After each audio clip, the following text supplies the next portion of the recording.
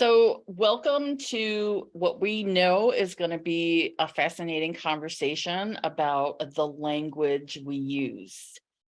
We're going to be talking about what kind of language do you use to describe stuttering?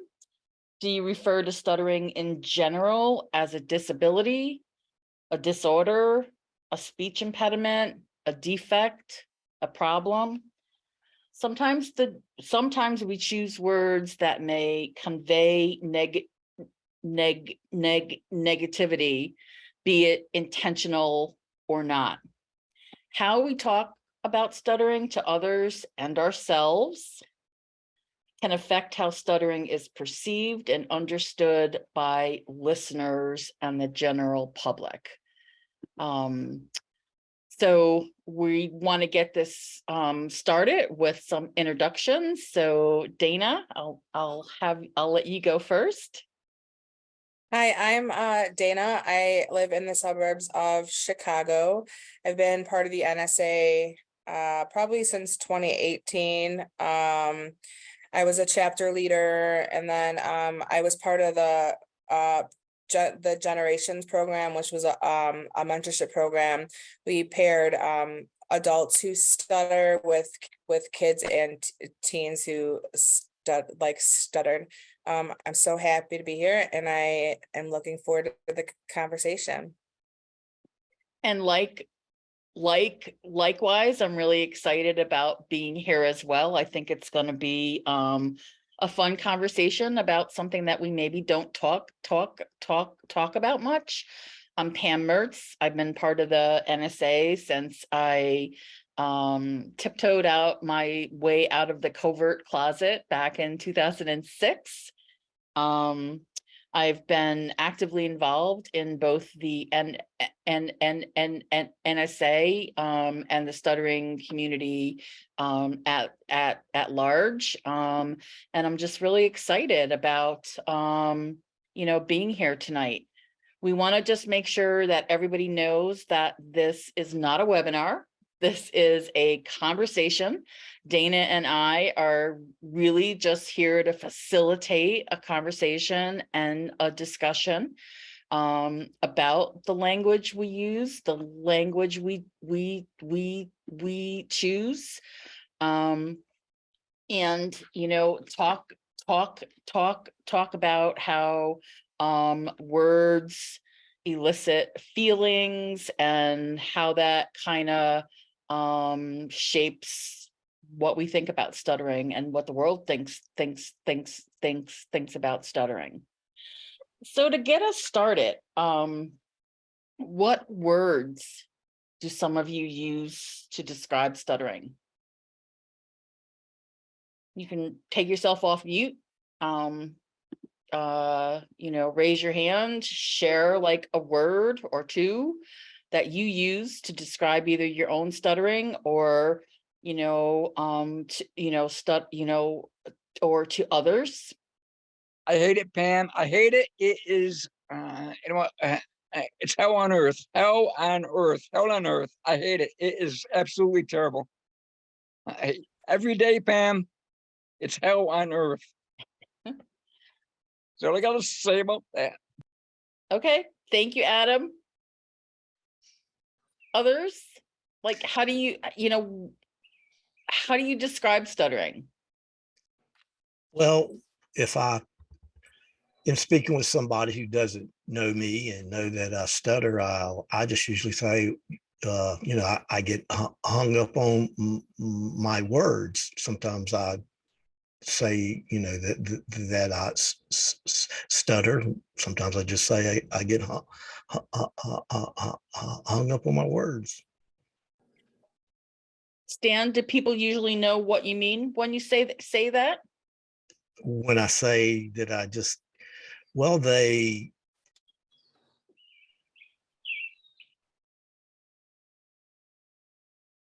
I'm sorry. I'm really not sure, but it usually puts them at ease to know what's going on. Yeah. Lucy, you had your hand raised.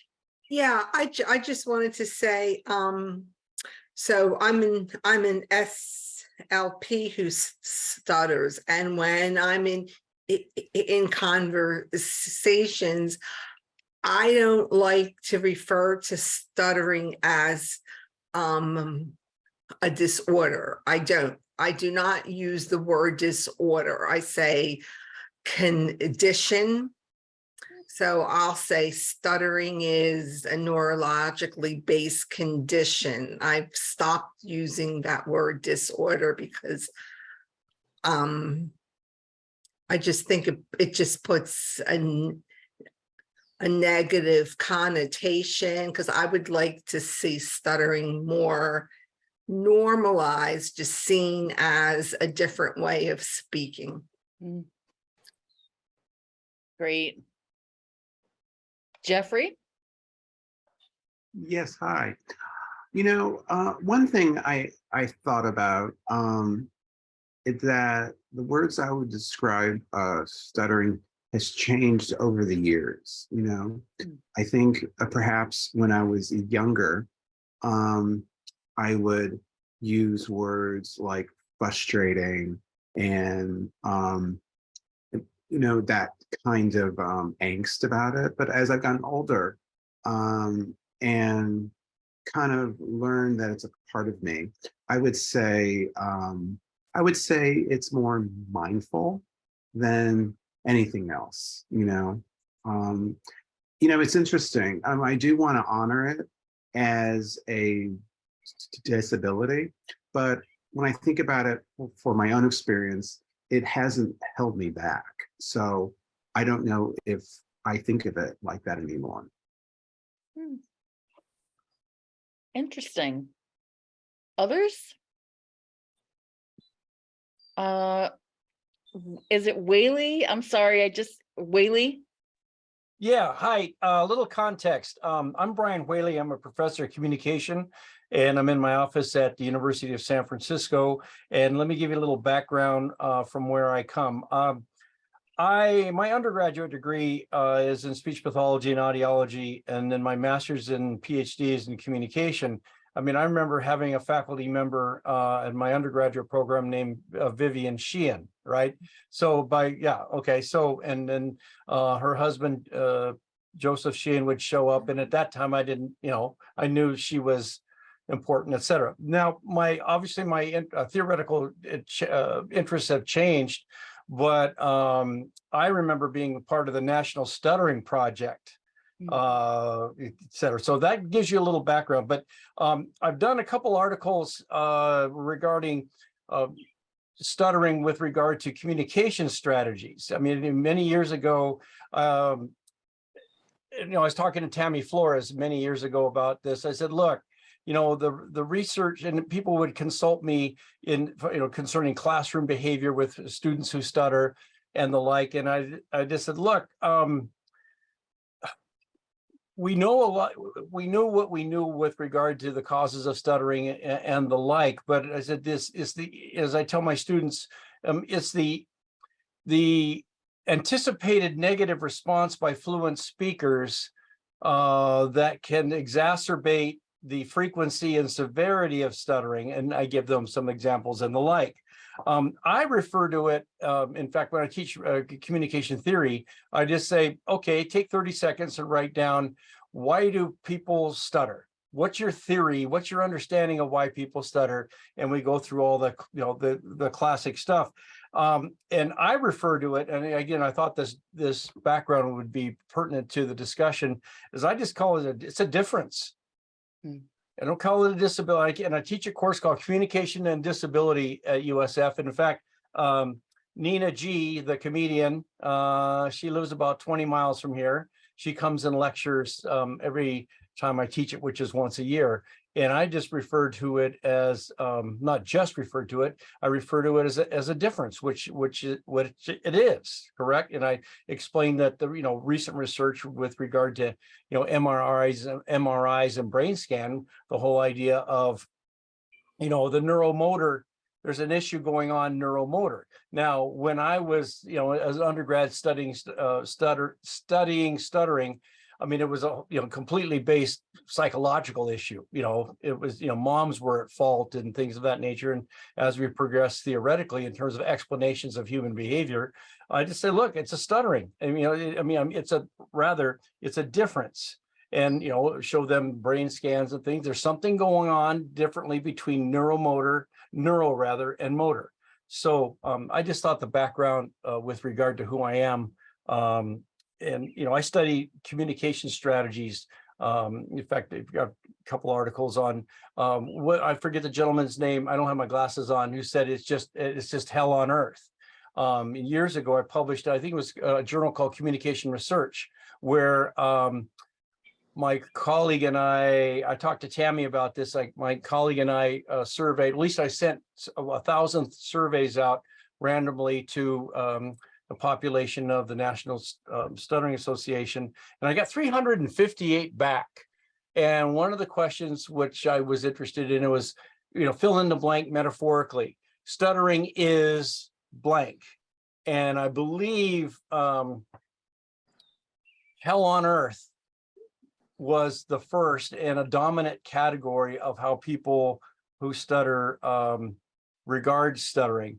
But as far as to wrap my contribution up here, as when I talk to my students, it's a difference. It's just part of the human experience. Like there's so many other differences among humans.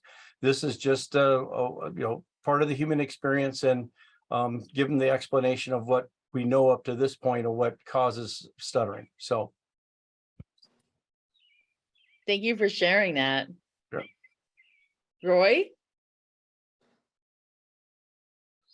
Roy and Anderson.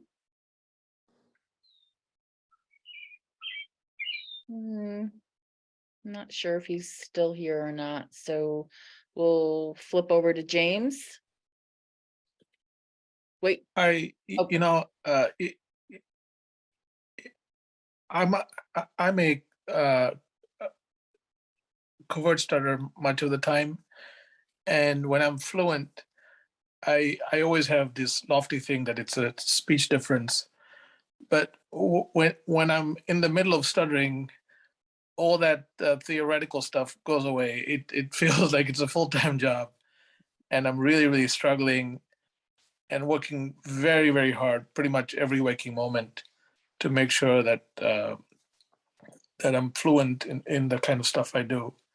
It's I think it's kind of a luxury when there's nothing on the line and you can just talk and this and that. But I think especially from somebody who's a covert stutterer, people don't understand how you can be fluent 90% of the time and then still feel the stress of being afraid of stuttering, and having all the other stuff, the anxiety and anticipation and things like that.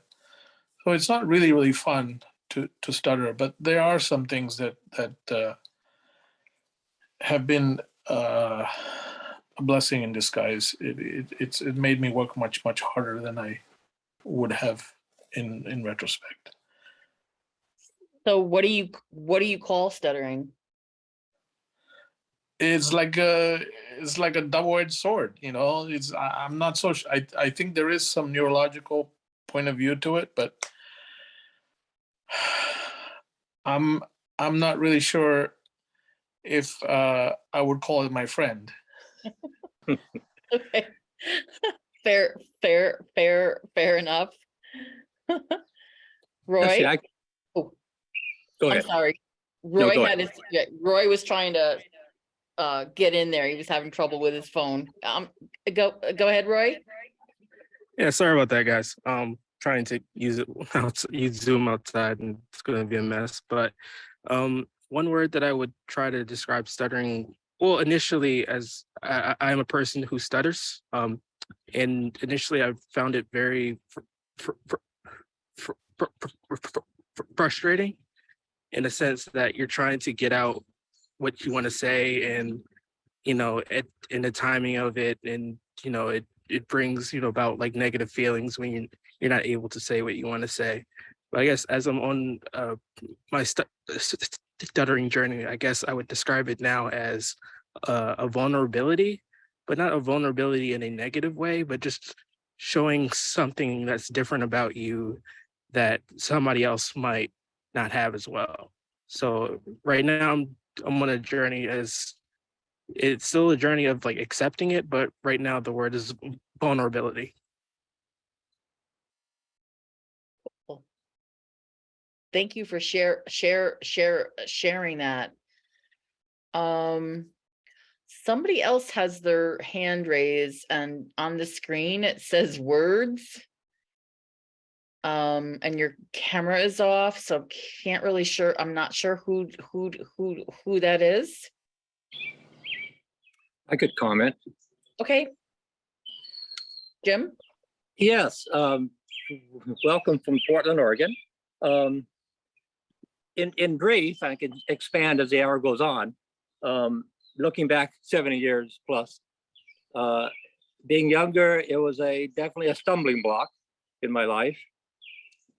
But looking back now, I can see 8, 10 things I'm very grateful for. It's more of a building block. So the stumbling block in my younger years, a building block that I've looking back of who I am now and being very grateful for who I am. You know, in my younger years, I got a lot of support. It was never an issue with my parents. You know, they weren't saying something was wrong and needs to be fixed. It was just total acceptance and support.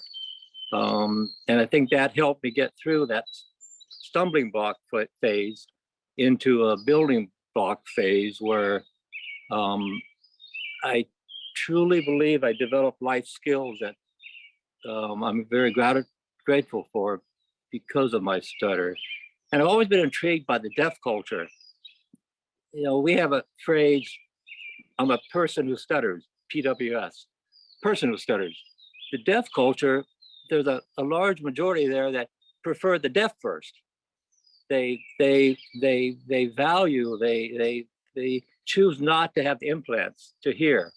And I find that intriguing, and it brings up questions in my mind as far as you know, how if that could ever be applied to myself and others who stutter, that it's not a stumbling block, it could be a building block. Great. I can expand on that later if you want. Yeah, thank you. And now that we know who words is, Daniel, you had your hand raised.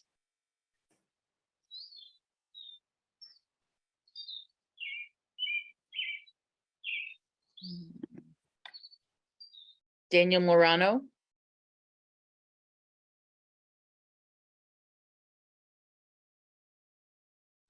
Okay. Well, So, I'd like to say something again. sure, Stan. I think another way to describe it that, you know, may not have a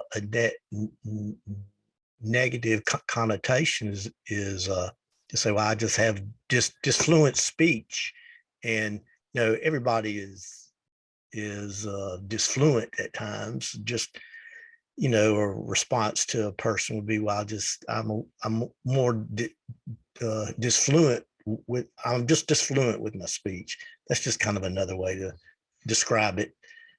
I think. I mean, most people know what when you say fluent, I think most people would understand what you're saying. And of course, disfluent is you're not fluent at maybe as much as most people are. That's all. Yeah, Patrick. Yes, hello from Lake Oswego, Oregon. I think, you know, fluency has been more redefined for me, and I think for a lot of us, fluency was defined as either the absence or at least very few disfluencies in when we were speaking. And I've heard that fluency is actually more defined as saying what you want to say when you want to say it, regardless of the number of the disfluencies that you have. And for me, I haven't heard the word challenge. It's a challenge for me to say what I want to say when I want to say it, but I can still say it, but I just can't say it maybe as fast as the other 99% of the population.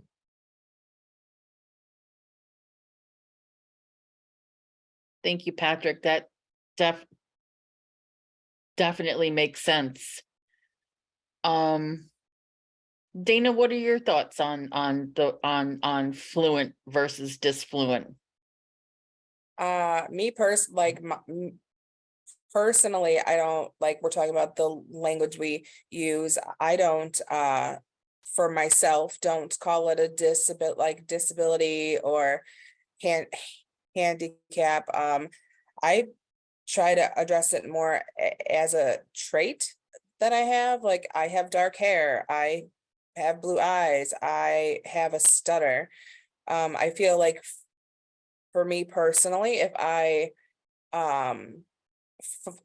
focus on the negativity of the stutter, it's going to allow others to then view it as negative. So if I try to put a positive swing on it, then I feel, especially throughout my journey the last, I would say 3 years or so, if I try to put like a positive spin on it, use different language, like, oh, like somebody had mentioned they get hung up on their words, say that instead of like, I have a disability.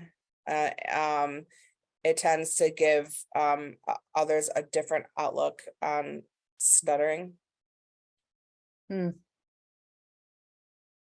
Great point. Daniel, you're back. Would you like to go next? Sure. Yep. I finally got it to work. I know that I shouldn't see it as an obstacle, but I mean, the majority of my life, I just saw it as an obstacle. I always kind of think of myself as a funny guy, but half of a joke is the timing, and if you can't get the timing right, well, then the person's just going to be like, okay, like it could be like the funniest joke in the world, but unless you get the timing right, it's just going to be off, right? And I kind of feel that I would be like a really social person. I would be like the most social person in the world, but because of my stutter, I mean, that kind of holds me back tremendously. So again, I mean, right now, I don't like to use the word obstacle, but in the past I did. So thank you for sharing that. So what feelings result from the words that we choose to use to describe stuttering? Anybody? Does anybody equate trauma to their stuttering? Like, if you're thinking of your stuttering, does the word trauma come up for anybody? Arnetta?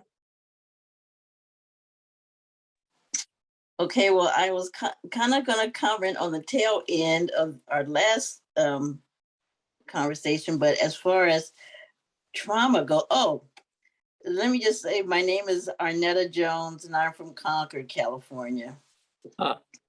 Okay, and I there's no trauma, no, I never thought of that word trauma. I come from a family of people who stutter, so it was very familiar to me. But I just kind of wanted to comment on what do we call it? And when I saw the title of this Connect series, I was really curious to know, what do you call it? I mean, I call it stuttering, and then if I need to respond to someone about it, is still stuttering. I know that stuttering comes under the ADA laws now, and so it probably is some disability for some people, if that's what they want to view it as. And also, I also use the word disfluency, but I will say the comments that have been made so far are definitely on point. I mean, it's just, the fear of having someone else hear you speak. Daniel spoke about, the whole idea of being a more social person. I mean, I lived that life. It is only now in my 60s do I realize I'm actually a very social person. But all this time up to this point, there was a total fear of even having to introduce myself to someone. So consequently, I couldn't be that social if I couldn't tell somebody my name, but my what I really refer to stuttering as, it has been a journey. That's all I can say. It's a journey, and acceptance is the key. And I mean, when you say acceptance, in my world, it is not an easy place to get to. It's just not easy, and and I know many of us have traveled that road. Thanks. Just a quick comment. As far as how we treat it, I found when I was doing a presentation before people, I would usually disclose. I would say I sometimes stutter or block. I was a good blocker, long blocks, and I would just sort of say, "It's okay. I'm not gonna faint. I'm not gonna just." So I made it sort of a humorous remark, and just sort of disclosed that this is a person who stutters, and I'm not totally fluent. And actually, I found I was more fluent when I did disclose, and I didn't try to hide it. But it helped me communicate to a group of people and not feel threatened. All right, thanks, Jim. I think Michelle was next. Yeah, hi everybody. I'm Michelle Paradis. I'm from New York City. It's interesting to hear what all of you say about these words, as I'm an English teacher. So the first thing that came to mind is, oh, a vocabulary, and I wonder what they're all going to say. I agree with what everybody has said, and I don't want to copy anybody's words, but I challenge journey, full-time job, blessing in disguise, double-edged sword. You could not have said that any better. How I think I would define it is uniqueness. Everybody has their own way of describing stuttering and handling its impact, and discussing how it interacts with their lives. So the word I'm going to use is uniqueness.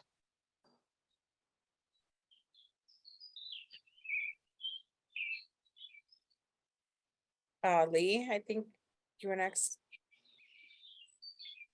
Thank you.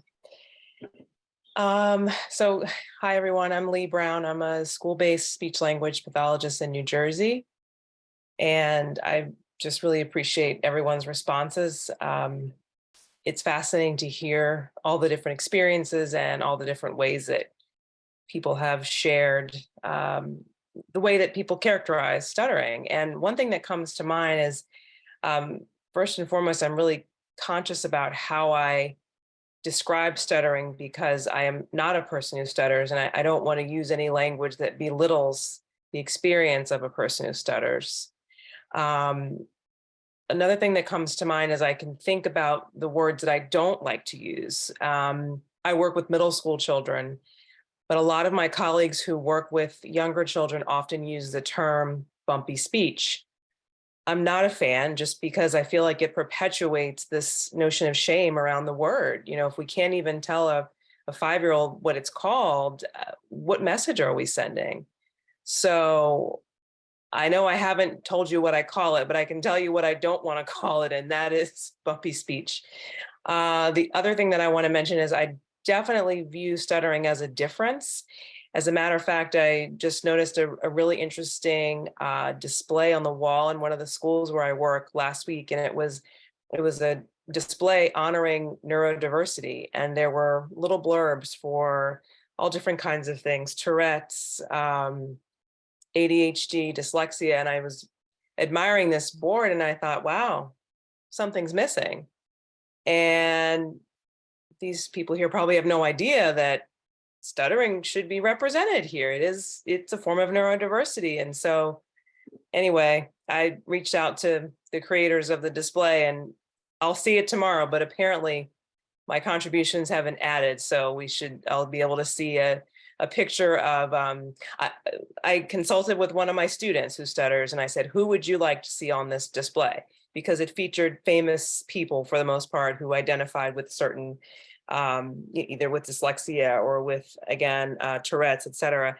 And my student wanted the baseball player, Toronto Blue Jays player, George Springer, I believe his name is, who is a person who stutters. And so I wanted to honor my student's wish. So we've got hopefully a picture of this baseball player, and I provided a little bit of information about stuttering. And I'm excited to see it, because I really think there's no one else in the school who knows that stuttering should be on the board, so on the wall. So anyway, I'm going on. I'm sorry. I absolutely see it as a form of neurodiversity, and I don't want to call it bumpy speech, because I don't feel like that really describes what it is. And we're just kind of perpetuating avoidance and perpetuating shame when we say that to our young kids.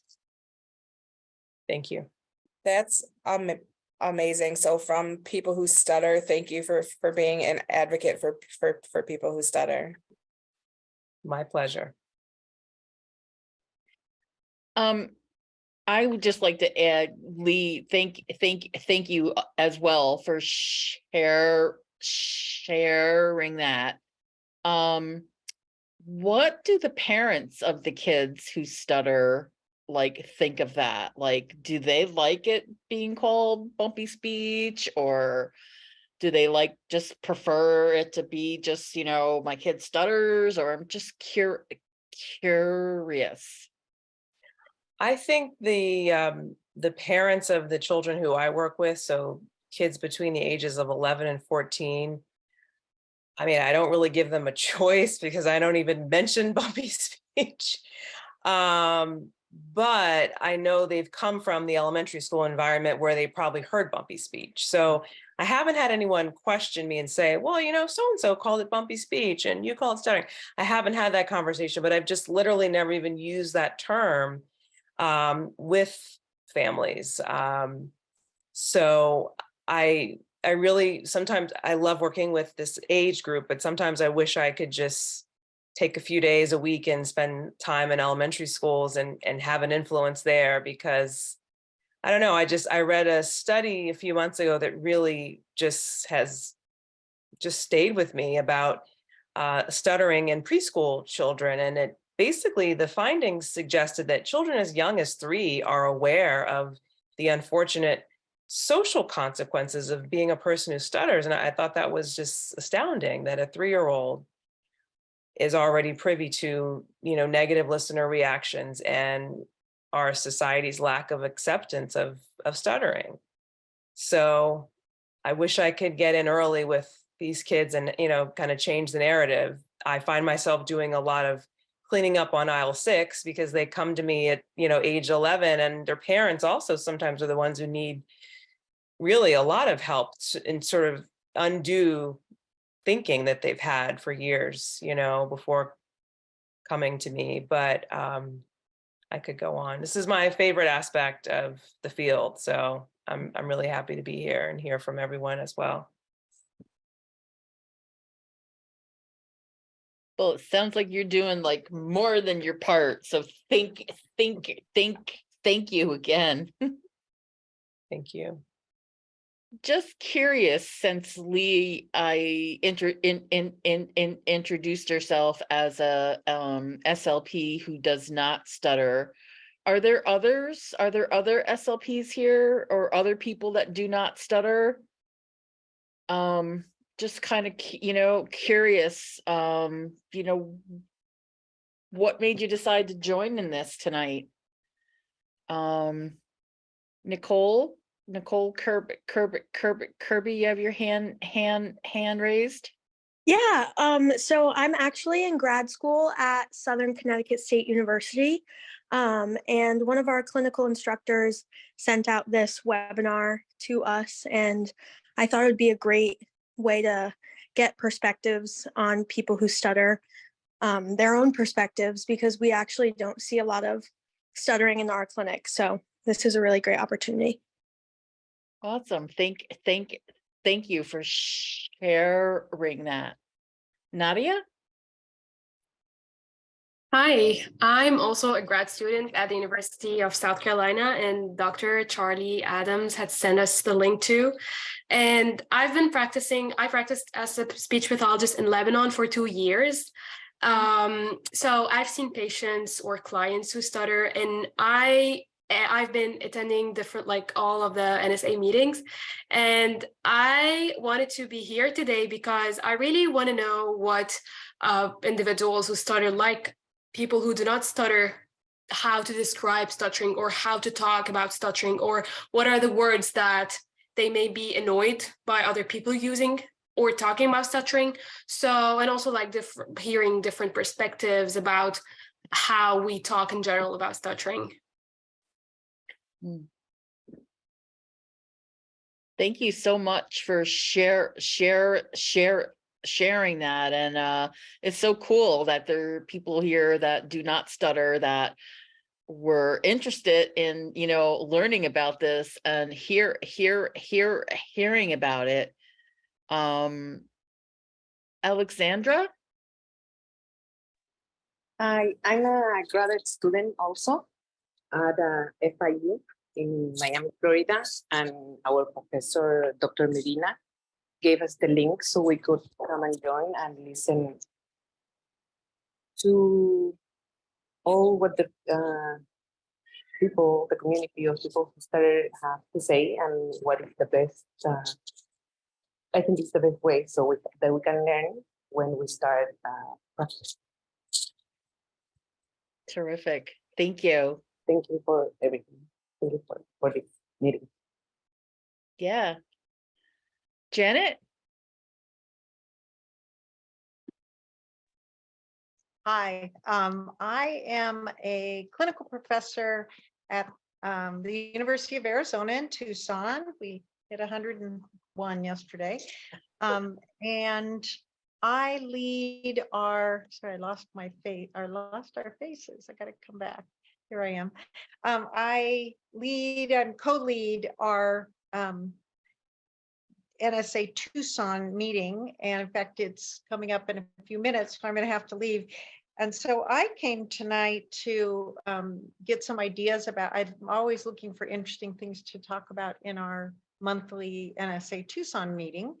And I just feel really honored that I have been able to be with that group now for something like 5 years. And it really tremendously helps me with my clinical work with people who stutter. So it's really interesting, this whole topic about the words we use and how we use them. And as speech pathologists, I think we don't particularly like the word impediment. And I think they use it as a technical term in England, but I wondered what other people here thought about the term stutter, a speech impediment with stuttering. Thanks. Thank you, Janet. Before there's several hands raised, but I'll say, like, I hate the word impediment. I just really dislike that word.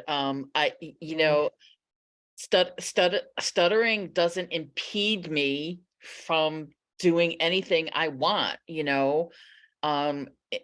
years ago when I was more shame-filled about stuttering, I would hold back because of shame or because of fear. Lee put it really good, like fear of negative social consequences, but it doesn't impede me from participating in life. So that is like the word on the top of my list that I hate the most. So I'm sure others probably have comments about that, but let's get to some of the hands that are raised. I'll probably say your name wrong. Is it Akemi? Yes, you're right. So you got it. So my name is Akemi. I'm from Tokyo, Japan. I live in Los Angeles right now, and I am a person who stutters, and I got a license as a speech language pathologist long time ago. I haven't worked for a long time, just for raising three of my children.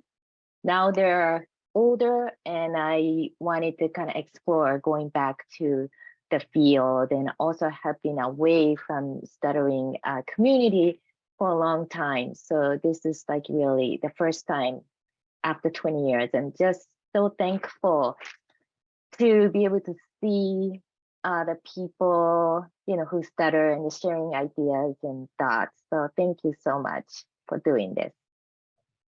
Thank you for being here. Mm-hmm. Jamie? Hello, everyone. I'm Jamie Saunders from St. Louis, Missouri. I'm the chapter leader for the virtual parents and caregivers group. I am not a person who stutters, but I love someone that does. So for me, and I saw this flash up in the chat, that parents learn from the SLPs how to describe their child's speaking ability. So my daughter's 13, she'll be 14 in August. When it was first presented to me, it was called a speech disfluency. And following quickly behind that was it's developmental and it'll go away. So I think part of the stigma that is has been perpetuated by SLPs, no offense, with the hope and the energy and attention that you give parents, that if they come to my office for 45 minutes twice a week, it'll be gone by kindergarten or by first grade. I'll never forget, I was sitting at the kitchen table and looked up. Not that I didn't listen to her. She was such a great kid. The stuttering was never an issue in our house. So, between playing chess, basketball, working, her speech disfluency was just not something we dwelled on at all. And she was speaking to me, and I was like, your speech disfluency has not gone away. That's what I actually said to her. And her response was, yeah, Ma, I stutter. And I was like, oh, okay, what do you want me to do? Because we really just went on doing life and not really. So then I got focused on it and learned how to say the word stutter. And I'm gonna be quiet after this because I talk a lot too. But what happened was I attended a 2-day conference in the middle of a pandemic, and I can't remember who the speaker was, but she said, if you can't say the word, you can't help your child. And I desperately wanted to help my child. And I remember rolling off the couch in a pool of tears saying, my daughter is a person who stutters. My daughter is a person who stutters. And once I was able to accept that she might be a person who stutters for the rest of her life, I was able to put language to it and be able to be a better advocate for her and other parents like me who just did not know what to say, what to do, or where to go, because we were often led in the wrong direction. So for your SLPs that's gonna go out here in the world, please do not lead parents in the wrong direction. Tell them the upfront truth day one, that this might be something that your kid will have for the rest of his life. They'll learn to manage it, and they may not, but please stop telling them it's developmental and it'll go away. I'm done. Thank you, Jamie. That's a really important share. And I'm curious what some of the SLPs think about that. But let's hear from Saba, because she's had her hand raised. Did I say that right? Yes, you sure did. I am a first-year grad student at FIU, just like my classmate Alexandra. And we're taking the stuttering class right now. And our professor shared the link with us. And it's really nice to hear perspective about someone personal who's actually had this. Because, you know, sometimes stuttering is like, it's just like a word disfluency. It doesn't really affect you, but it does. But reading that in the textbook and getting a practical overview is like very like, wow, it really impacts you. It was nice to hear some personal stories. Thank you. Thank you for being here. Curious, so what do some of the SLPs think about what Jamie shared? If I can put anybody on the spot, because I think that was an important share. Jamie got a lot of head nods from me because it's one of my biggest concerns. I feel like some of the struggles that a lot of my adolescent kids are facing now are because they unfortunately have received the wrong message from a lot of well-meaning clinicians. And, you know, I'm not big on a therapeutic approach that is focused on trying to force a person who stutters to be fluent. And unfortunately, in public schools, if you look at the goals, 99.9% of them are fluency focused. I just think we've got a lot of work to do, as I'm only speaking for our school-based SLPs, when it comes to both assessment and diagnostics. I'll just speak briefly about assessment. I'm just going to be honest, I'm not a big fan of the SSI-4. I think it has very little clinical utility. It's very much listener focus. I think you will absolutely overlook a covert stutterer if you rely on that assessment. I recently actually it was about a year ago, requested a copy of the OASIS, and I met the team over at Stuttering Therapy Resources at ASHA last year. And when she looked at my badge, she said, "Oh, I think I remember writing a PO for your district. It kind of stands out because I don't think I've ever written one for you guys before." And I said, "Yeah, no one's ever requested this test before. And I'm just really glad that it got approved and that I didn't have to go through any, hoops to get it." But I can't wait for the preschool version to come out because I just think it has so much more value because it's speaker focused. And I think we're relying in schools, again, I'll speak for public schools, we're relying too heavily on an assessment that tells us nothing about the speaker's experience if we're just giving the SSI-4. And I just want to be honest. And then when it comes to treatment, again, there's often this focus on how can we make you fluent? We send a lot of mixed messages to our kids. How many school SLPs have said to their kids, it's okay to stutter, it's all right. And then 2 minutes later, let's try to make you sound like you don't stutter. I don't know. I could go on, guys. I'll stop. Someone has their hand up. Jeffrey. So kind of building upon Lee's point a little bit too. Oh, and just to let everybody know, if I didn't announce it the first time, I am a person who stutters amongst this interesting, diverse group.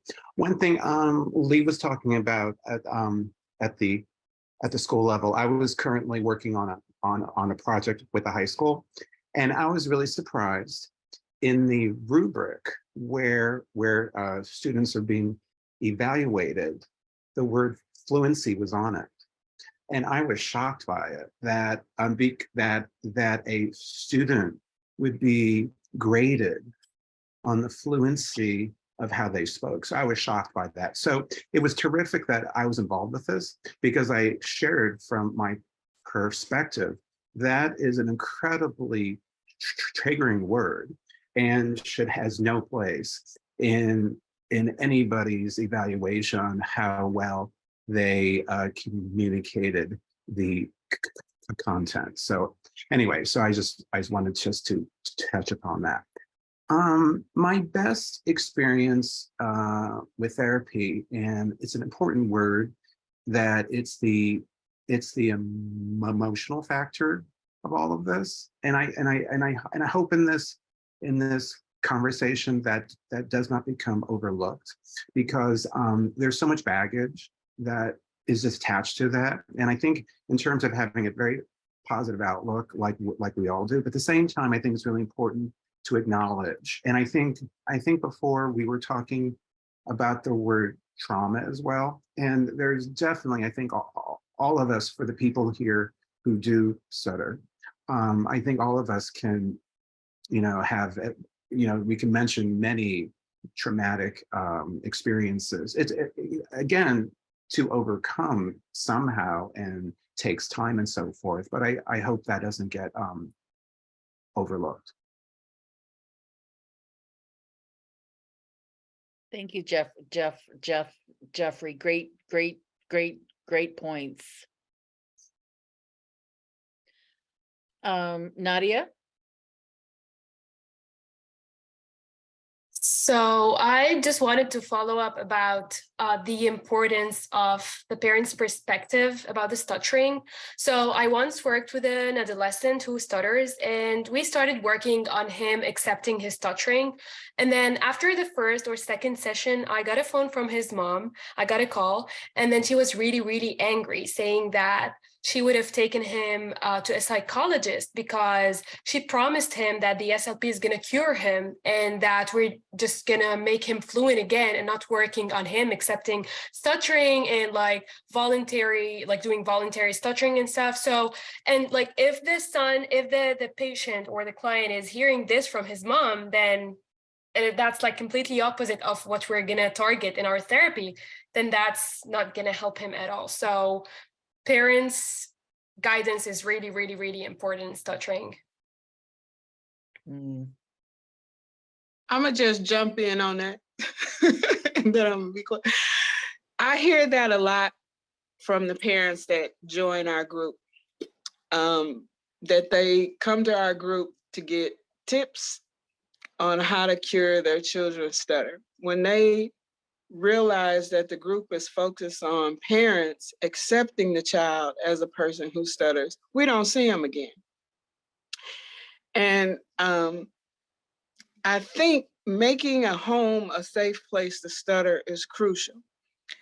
When you give the diagnosis, now I'm not an SLP, I'm social worker by trade, but this is just my experience. When you SLPs give the parent the talk, the talk should have some underlying support for them.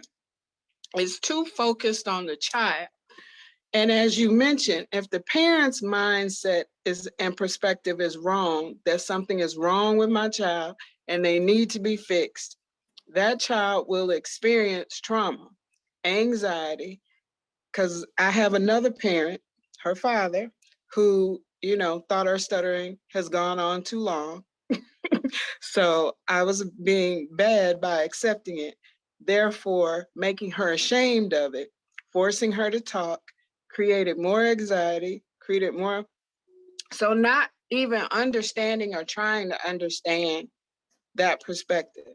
So, and that's often from what I hear in the group, that my child's father is not on board with this. He wants them to talk, you know, with fluency. So I think more work has to be done with the parents than with the child, because whatever you do in that little time you have with them will be squashed when they get home. I've never asked my daughter what she talked about in speech class. Not to this, when she comes home, she's home. She's my baby. She's my kid. You know, her jaws and her mouth hurts, her whole face and head hurts from trying not to stutter for 8 hours all day. Why would I be on her case about being fluent? You know, when I say that in my group, you know, some of them folk, bye. You know, you're not forcing them enough. You're not having them practice enough. So it'll go away. And I think the key part here is to let parents know there is nothing wrong with their child.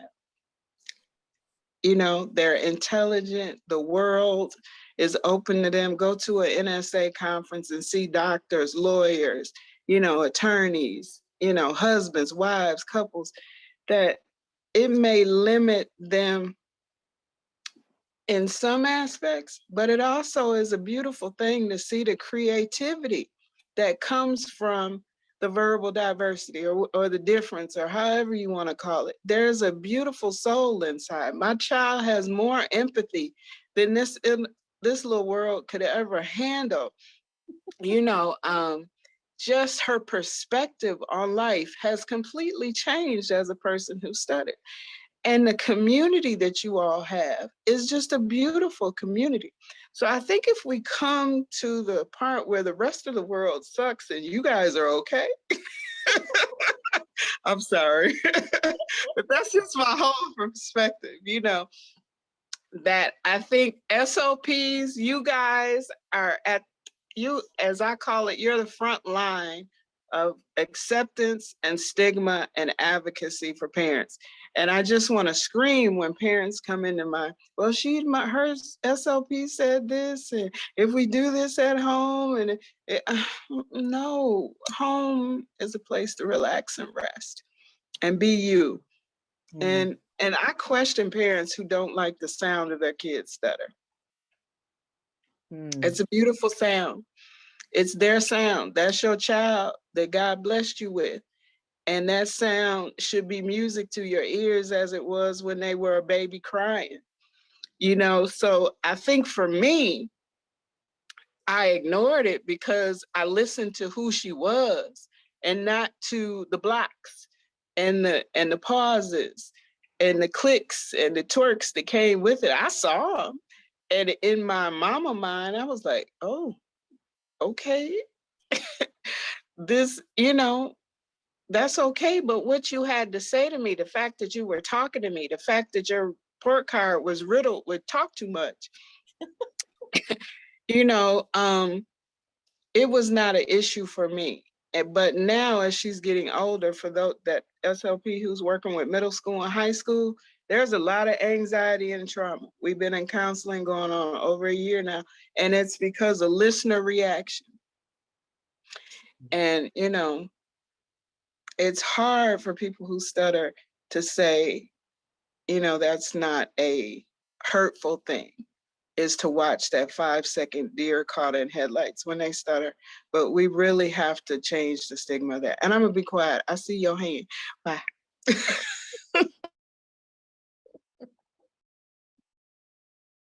Arnetta? Okay, I just wanted to chime in here. You know, I'm a person that stutters. My daughter stutters, and now her 5-year-old son started stuttering. It kind of happened, it's almost been a year ago now, so maybe he was almost 4. And it's been, I mean, yeah, I know all the, I know it. It was still, it created a lot of anxiety in me, and I come from there. But and my daughter went through speech therapy all through school, and very successful person. I mean, and she stutters. I mean, she doesn't know what covertness is. I mean, she just never went through that. And now here, my little grandson.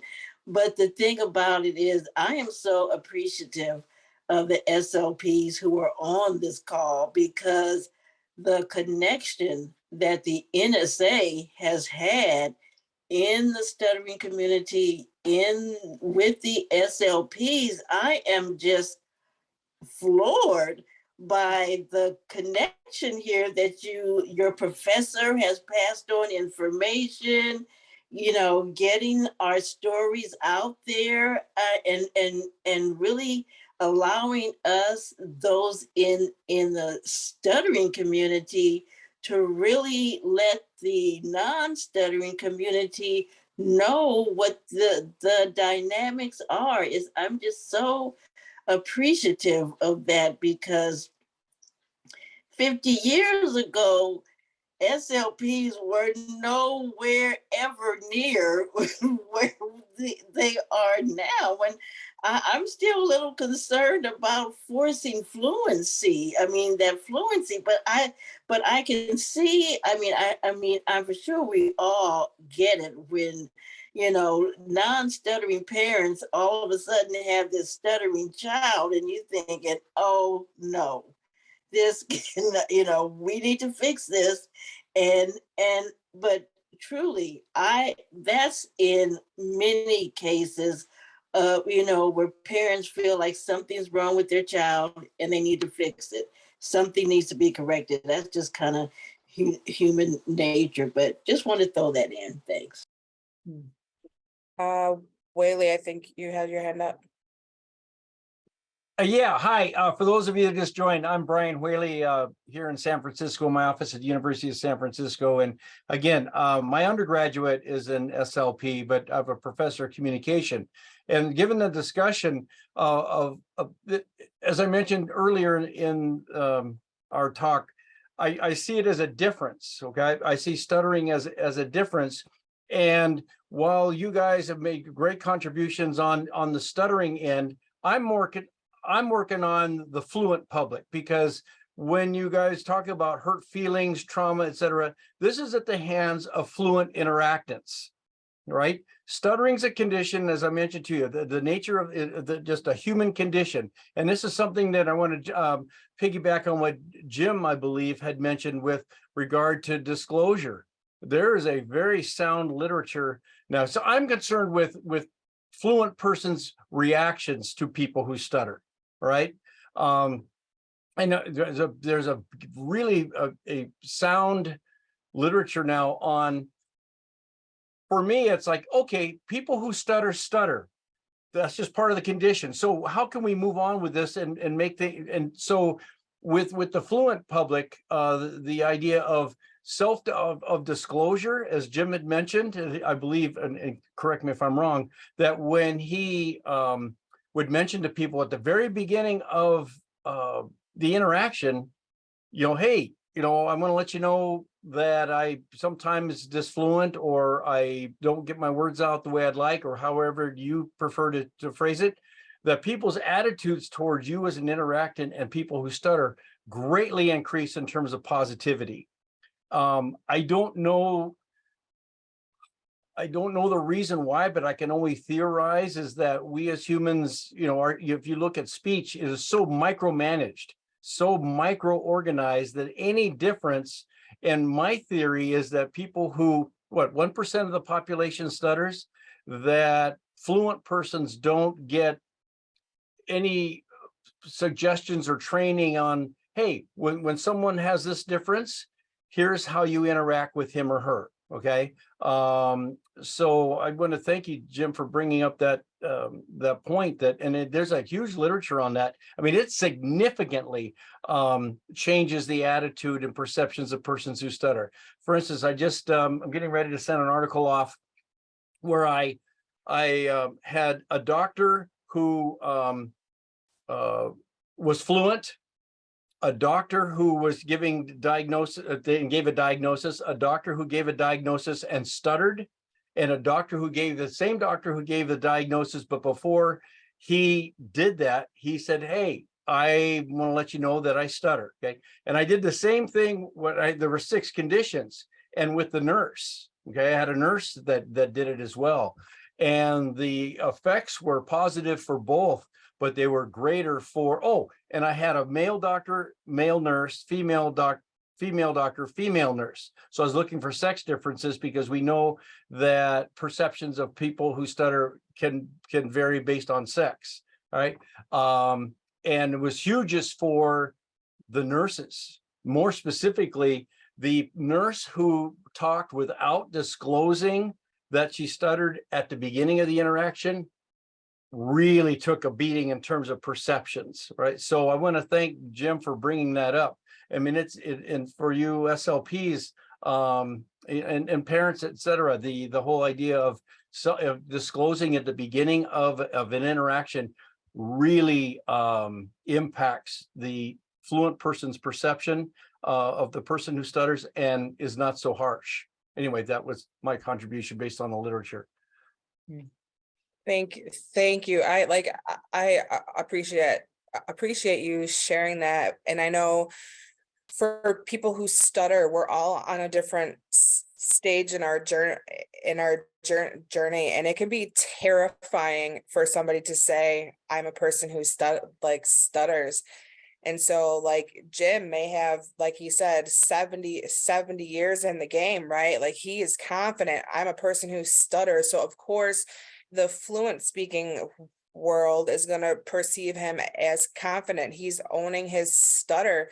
But if I'm 15 years old and scared to death to talk, I'm not going to disclose that I stutter. So it could be that is a very individualized thing that could happen for people. I wasn't comfortable disclosing I stuttered till I was, I don't know, 32 or something. Like, so it's very, very different for every person. Well, Dana, I'm glad you shared that because that's important to know, right? As a person who doesn't stutter, right? And especially since I'm doing the research, it's like, whoa, okay, just disclose. But given your contribution, like, hey, that in and of itself can be extremely difficult. I'm glad you made that suggestion on.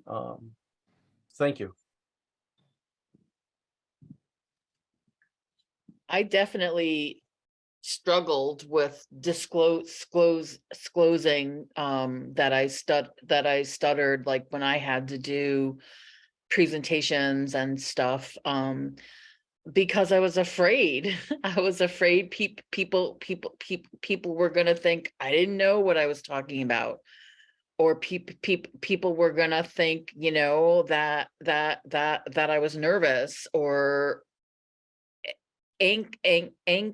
anxious, or that people were gonna laugh at me or mock me, you know. So it definitely takes a lot of you know, courage, I think, to be able to self-disclose that we stutter, because as you mentioned, you know, 99% of the world does not, and so many people have never even encountered somebody who stutters. So, you know, sometimes when they do, you know, you know, there's that nervous laughter or that eyebrow raise, or, you know, I remember one time, it was a couple years ago, and I've shared this, I think, not obviously not here, but I've shared this story. I had a doctor's appointment, and when the nurse called me in for the dreaded scale for the weigh-in, you know, as we walked to that area, you know, she asked me for, you know, my date of birth. So as I began to say 12, I stuttered like I just did on the 12, you know, and she like just did like a little like giggle, you know, and then I went on and I said 13, and you know, she like she like made some kind of like just like some face, and then she said, "It's not a trick question." And I was like, oh my God, like you're you're a nurse, like you're in, you know, like I was so stunned by that, you know, and I'm like, I stutter. What you're hearing is stuttering. Now, this was 5 or 6 years ago. I don't know if I would have been able to do that, you know, as a teenager or even as a young adult, but I said something because like, you know, what if that'd been a 15-year-old kid that stuttered, and she, you know, laughed when they stuttered on their date of birth, you know. I was really stunned with that, and it just always reminds me of how much education there really still needs to be for people who don't stutter and that don't get the experience. Well, and let me jump in just for a second. I know I didn't raise my hand, but that's what I'm after. Okay, that's in terms of informing fluent persons about strategies to interact with people who stutter. Now, real quick question, Pam. When I had mentioned the idea of disclosing at the very beginning, you had mentioned, well, gosh, when I go to give a speech, I don't know if I could have done that, but this is just for research purposes and theoretically. Well, wouldn't they find out eventually when you know, engage in your first disfluency? Oh my God, no, I was so extremely deeply covert. Okay. I was extreme, like, Gotcha. you know, like I spent so much time in my head switching words, and you know, which actually is what became more of the problem, you know, the constant mental demands and the constant mental gymnastics to not stutter became more challenging than stuttering. So you thought you could pull it off? Yeah. Okay. But no, that's it. Yeah. And eventually the tricks, right, you know, began to not work anymore, and I wasn't able to pull it off. And you know, I just reached the point where I was like, oh my God, I can't do this anymore. It's just it was exhausting, and it was just completely hijacking my personality. And now I'm, you know, I don't know how many people here would agree with it, but I'm better for just stuttering, you know, because I can be myself, you know. Thank you for that. Jim, we'll get right with you, but okay. Kemi has her hand raised. Yes, so just my thought is that if it's so difficult for an adult to disclose stuttering, I just can't imagine how difficult it is for middle school kids, high school kids. And I just want to ask you and ask everyone, because I don't know about any programs for middle school, high school kids that they can gather together either in a place or Zoom. Maybe they get mentors from adults who stutter. Is there such a community? Yeah, There are several such communities. The NSA has the teens who stutter and young adults who stutter, and they meet regularly on Zoom. You know, the NSA has family chapter meetings where kids and teens are able to come together and meet in person. Now that we're going back to things in person, meet in person. There's another organization called Friends, the National Association for Young People Who Stutter, friendswhostutter.org. They have monthly teen meetups on Zoom, and they also have, the NSA has an annual conference every year. Ours is coming up in the first week of July, and Friends also has an annual conference for kids and teens and their families and SLPs who stutter. So yes, there are resources like that available. And, you know, had there been something like that when I was a kid, or had I known about such resources, or even had I met an adult who stuttered when I was a kid, it would have made such a huge difference as far as my self-esteem and mental health. Jim? Yeah, just real quickly, kind of, once I did disclose and other things and accept my speech, I want to list 10 things looking back on my life where I feel my stuttering was a building block. One, it's built self-awareness, sort of who I am and what I represent. Two, proactivity. I became active in my own life, in my building block, my stutter. Perseverance, I didn't give up. And that helped, all these helped me in my career and everything. You know, goal setting. I imagine a ladder, anyway, you know, goal setting, presence, knowing who I was and what I represented. And I was very proud of who I was, and my parents were full support, and use of effective support systems. Once I joined NSA, actually NSA, I never used the word stutter until I joined, you know, the NSA. I was able to use the word stutter. Emotional coping skills. I learned ways to reduce and cope with my stutter stress. So I learned how to emotionally cope with other things in life, not just my stutter. Empathy. Someone mentioned, a couple of people mentioned, I feel I'm a very empathetic person. I can feel other people's pain and their stress. And I don't know if I would have had that if I hadn't built on my stutter. Broken. I'm not perfect, and I'm broken, and that's okay. That's okay. That's one part of who I am. And being, as far as isolated and aloneness, becoming self-sufficient and developing independent inner resources. So that's a list I came up with sort of 10 things that, again, looking back, as a young person, no, I didn't disclose.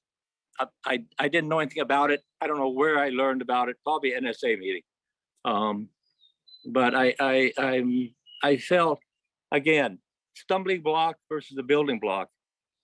And again, a teen wouldn't even think about those 10 things. But I think it's our goal as parents and SLPs and others to give them the support during these rough times so they can develop some of these life skills. Thank you, Jim. There's some comments in the chat. I don't know if people are reading along, but you know, people have mentioned child support groups and a couple of camps.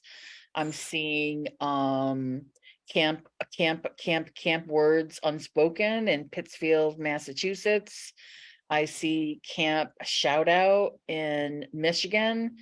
So, you know, there's you know, there's lots of, there's opportunities there for young people that, you know, again, like I shared, weren't there, or at least I wasn't aware of it when I was younger. But I mean, being aware of it wouldn't have mattered because I was hiding. Spent more than half my life hiding stuttering because of fear and shame. So we're like, wow, this conversation has just like flown by, and like Dana and I had like 6 talking points, and I think we've gotten to 2, which tells us that this was a really important conversation, right? But is there anybody here that has not had the opportunity to speak that would like to, as we begin to wind down? Such an important conversation, and we've shared such great things. Has anybody considered humor? Using humor, when you're talking about stuttering, or letting people know that you stutter. Has anybody considered that or thought about that? I can jump in there. One of the first things that, well, when I was disclosing, it depended upon the circumstance. One of the first funny things I try to say was that stuttering is like, it's like driving a straight drive. If you can't find it, you grind it.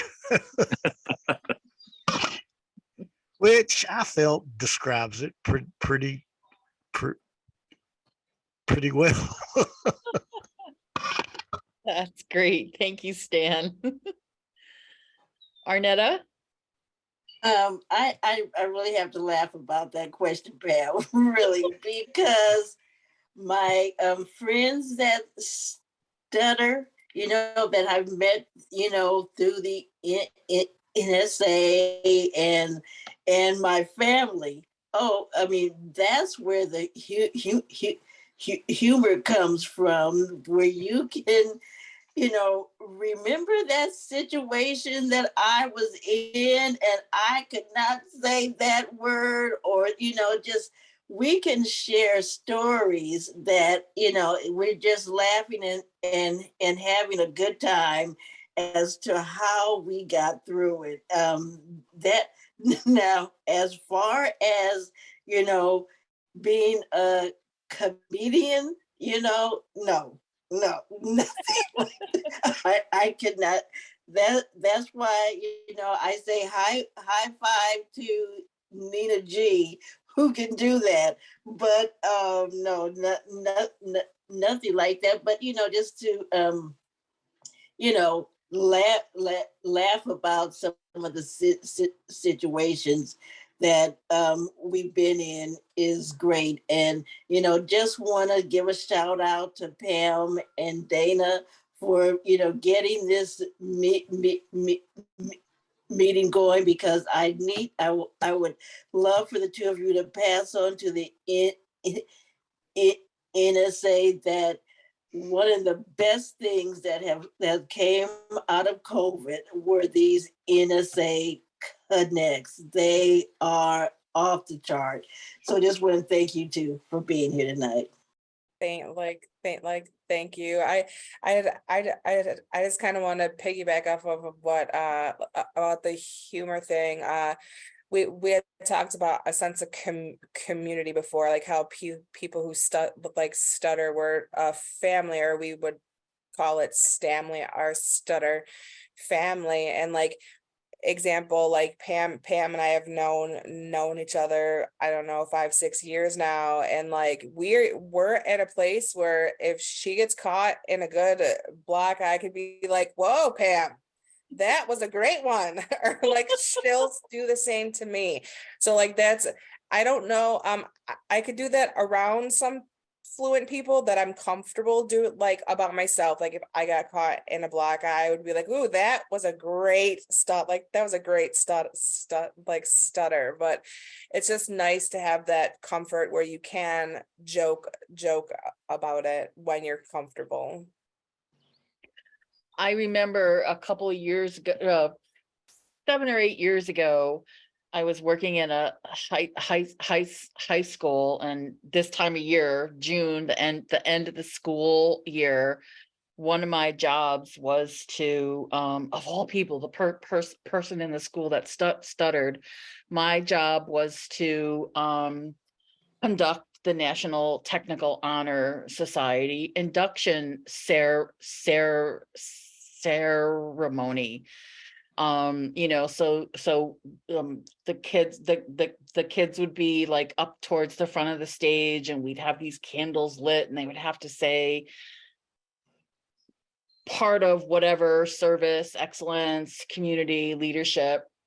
And then when it was time to like, you know, lead them in the pledge, I remember saying something like, now, you know, I'm gonna, you know, now repeat after me. But I said, but don't repeat the stutters.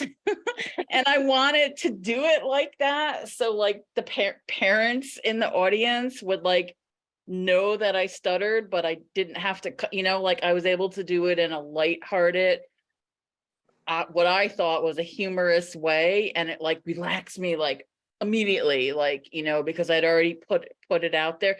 The kids chuckled, you know, and it was just to me that was like such a perfect way to like handle something that I'd always been just so shame-filled about. So that was my example of using humor. We are approaching an hour and a half, and I kind of feel like we could keep on going. Like maybe we should even do this again another time, because like I said, we didn't get to like many of our points. Does anybody else want to share or wrap up with something, or maybe just share what you thought of this?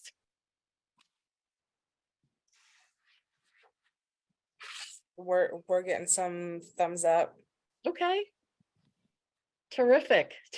Well, thank you all so much for being here tonight and sharing with us, and especially the great stuff in the chat. I know that I really appreciated this. It was fun, and you know, it was great facilitating this with you, Dana. So You as well, Pam. thank you, and thank you all for being here tonight and sharing.